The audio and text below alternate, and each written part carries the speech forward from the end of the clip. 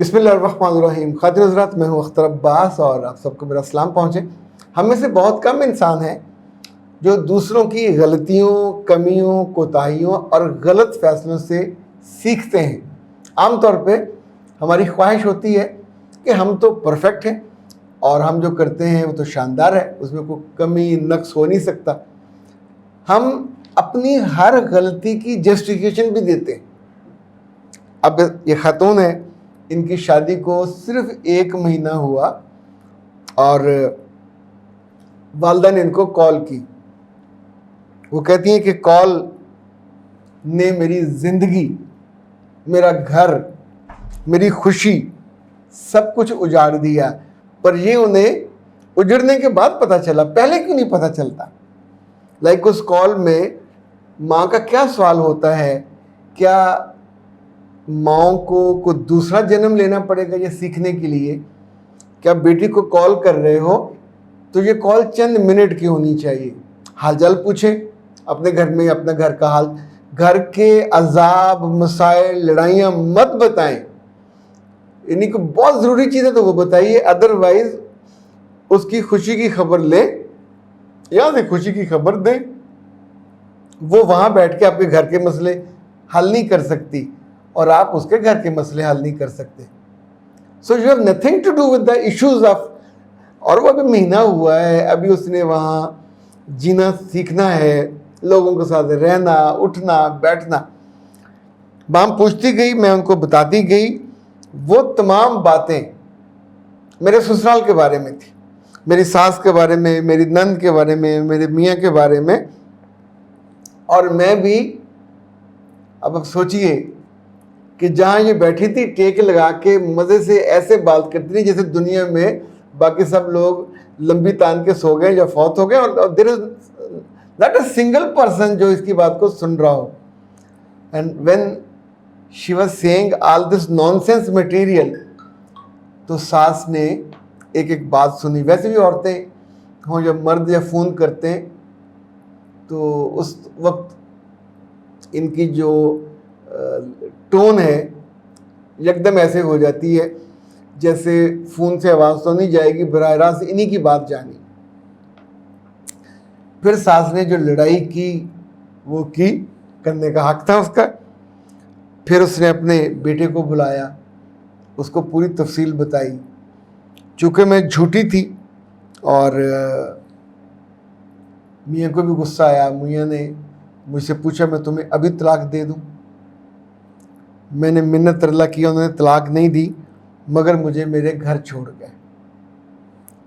اب گھر میں رہتے ہوئے 3 مہینہ ہے، میں واپس جانا چاہتی ہوں مگر وہاں سے مجھے کوئی واپس لینے پہ تیار نہیں. میرے بچے اتنا بڑا کارنامہ انجام دینے کے بعد آپ سوچو، آپ نے اگر ہم اس کو کہیں ناشکری کی تو کی، آپ نے گوسپ کی اور بہت ہی بیہودہ گوسپ کی.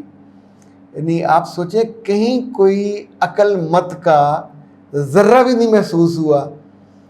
مجھے اگر اجازت دیں تو میں آپ کی والدہ سے بھی کہوں کہ انہوں نے بھی ماشاءاللہ کافی کم عقلی کا مظاہرہ کیا. یعنی عورتیں اپنے مزاج، عادت یا ضرورت کے مطابق جو ٹو لگانے کی اور گوسپ کرنے کی ہوتی ہے، مطلب جگہ ہی دیکھ لیتا ہے. چگلی کرنی ہے، غیبت کرنی ہے، گناہ کمانا تو اس کو گھر بلا لو. گھر بلا کے بچوں سے ہٹ کے، باقی بہن بیٹیوں سے، بہت سی بچیاں جو شادیوں سے ڈرتی ہیں اور اپنی زندگی کے قیمتی سال برباد کر دیتی ہیں نہ کر کے جب والدین میرے پاس لے کے آتے ہیں تو ان میں بیشتر کا یہ کہنا ہوتا ہے کہ جب باجی آتی تھی گھر میں اور آ کے اپنے میکی کی باتیں بتاتی تھی، وہ اتنی خوفناک ہوتی تھی اور اتنی زہر بھری اور اتنی دکھ بھری کہ دن ہم نے ڈیسائیڈ کیا کہ شادی نہیں کرنی. اچھا، وہ دکھ بھری زہر بھری باتیں کرنے کے بعد وہ اسی گھر میں واپس بھی جاتی ہیں. اسی گھر کے اس مرد سے آرزو بھی ہوتی ہے کہ وہ آ کے لے کے بھی جائے، تحفہ بھی لے کے آئے، جا کے میرے ماں باپ کا بھی خیال رکھے جو کسی لحاظ کے خوگر نہیں ہے. اور یہ جو باتوں کا چسکا ہے یہ کسی بھی عمر میں ہو بہت برا ہے. یہ جو دوسروں کے بارے میں کمنٹس کرنے ہیں، لوگ اپنی اس عادت بد کی وجہ سے اپنے بیٹوں پہ بیٹیوں پہ بھی کب تبصرے کرنے سے باز نہیں آتے، ان کا دل بھی دکھتا ہے، ان کے سسرال پہ بھی۔ اچھا، ہمارے ہاں ایک عجیب سا مرض پایا جاتا ہے کہ ہم نے دوسروں کے بارے میں بولے ہی جانا ہے، کپڑے نہیں پہننے آتے، بیٹھنا نہیں آتا، اٹھنا نہیں آتا، کھانا نہیں آتا، تم اس کی ماں ہو، کیا لگتے ہو؟ یا انہوں نے آ کے آپ کے پاؤں پڑے ہیں کہ آپ ہماری اصلاح کے لیے رننگ کمنٹری فرمائیں، یا آپ کو میچ دیکھ رہے ہو؟ بیٹی یا بیٹے کا سسرال کوئی فٹ بال یا ہاکی میچ نہیں ہے کہ جس کی آپ رننگ کمنٹری پہ کرنے بیٹھے ہو۔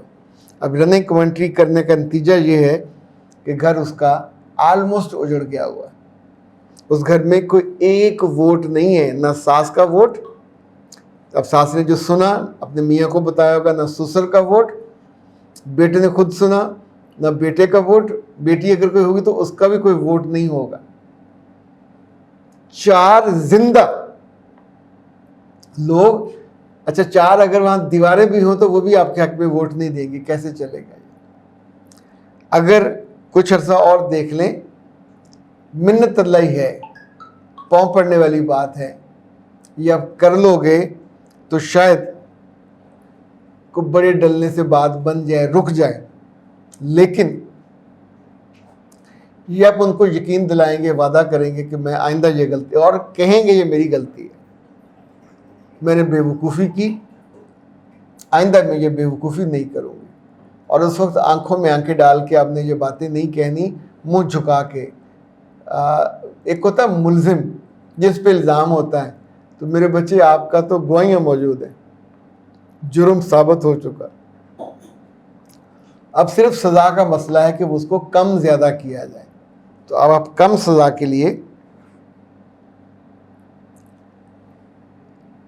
اور والدہ سے گزارش کیجیے گا کہ آئندہ جب آپ کی شادی یہاں چلے یا کسی اور جگہ ہو تو وہ مہربانی کریں آپ کو اپنے اس طرح کے فون سے محروم ہی رکھیں تو اچھا ہے۔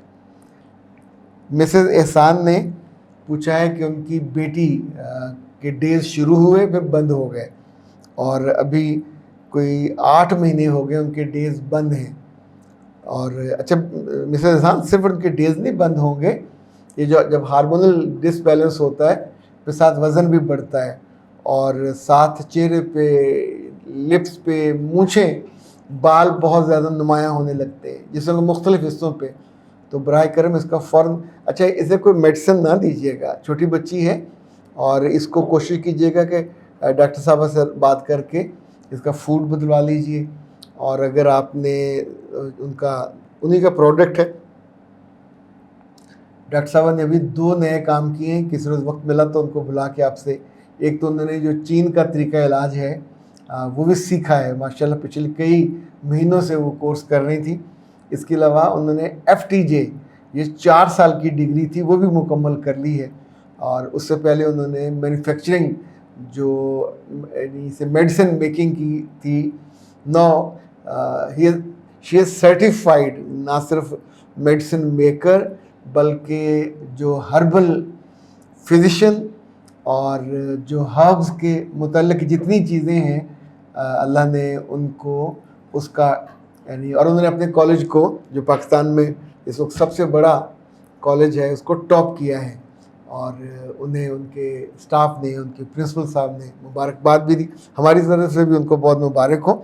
یہ جو چینی طریقہ علاج انہوں نے سیکھا ہے یہ سوئیوں سے ہے، اور جہاں جہاں جسم میں درد ہوتی ہے، بہت سے خواتین حضرات ہوتے ہیں جو گولیاں نہیں کھانا چاہتے ہوتے، اور یہ اللہ نے کچھ پوائنٹس رکھے ہوئے ہیں جسم کے ہر عضو کے، تو ان پوائنٹس کو انہوں نے پڑھا سیکھا، جو ان کے ٹیچر ہیں وہ بھی MBBS ہیں، اور پاکستان میں بہت ہی انہوں نے اس کو سب سے زیادہ آکوپنکچر کہتے ہیں اس کو ایجوکیٹ کیا، اور اس کی تعلیم دی، ان کے شاگرد جگہ جگہ کام کر رہے ہیں۔ جب آپ استاد سے جڑتے ہیں، اس سے سیکھتے ہیں، تو ظاہر ہے آپ کی ایبیلٹی زیادہ۔ ان کے جب یہ چل رہے تھے یوں سمجھے ٹیسٹ، تو انہیں 50 پیشنٹ کے ساتھ یہ کرنا تھا کہ ان کو سوئیاں لگانی تھی، اور ان کے درد کو یہ یعنی پین مینجمنٹ کا سسٹم ہے. یہ ہو حجامہ ہو, اس کو الٹرنیٹیو تھیراپی بھی کہا جاتا ہے, اور یہ تھیراپی یعنی زمانہ قدیم سے ہیں. حجامہ تو نبی صلی اللہ علیہ وسلم کے زمانے میں بھی تھا, اور اکوپنکچر چین میں صدیوں سے یہ چل رہا ہے.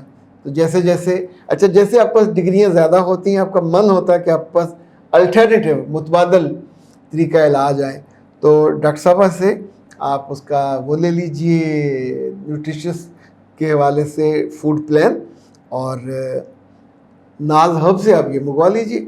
یہ پریمیئر PCOD ہے. یہ شی از دا لکیسٹ ڈاکٹر کے جس نے یہ انٹروڈیوس کرائی پاکستان میں پہلی دفعہ. یہ خالص ہرب سے بنی ہوتی ہے, اور اس کا نام ہے پریمیئر PCOD. یہ PCOS کو بھی ڈیل کرتی ہے اور PCOD کو بھی ڈیل کرتی ہے. پورا اس کا طریقہ بھی لکھا ہوا ہے, کیسے استعمال کرنا ہے اور کتنا عرصہ استعمال کرنا.